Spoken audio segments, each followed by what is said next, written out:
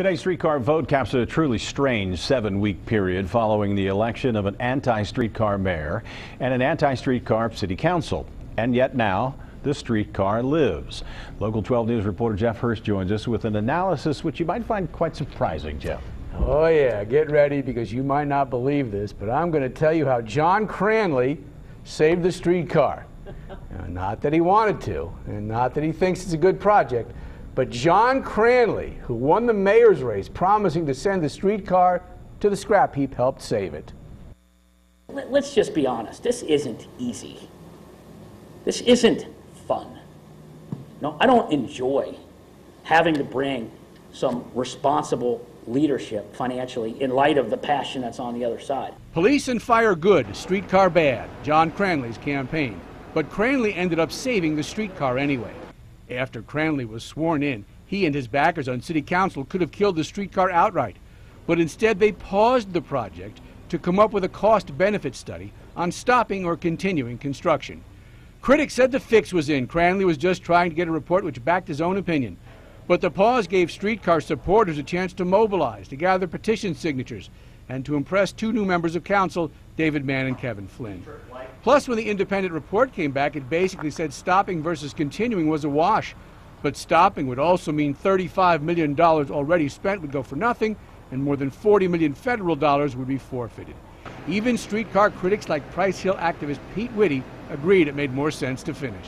Do you find yourself looking at yourself and going, I never imagined I would say this? Yes. Another way John Cranley saved the streetcar, telling streetcar supporters he would restart construction if they came up with private guarantees to cover operating expenses.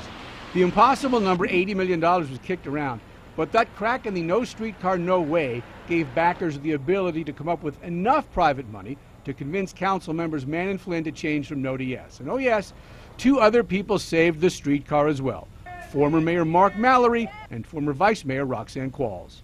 When they accelerated the pace and tried to get as much rail into the ground as quick as possible prior to the election, I think they achieved a goal that they had in mind, and that was to really make the cost structure be in favor of continuing it.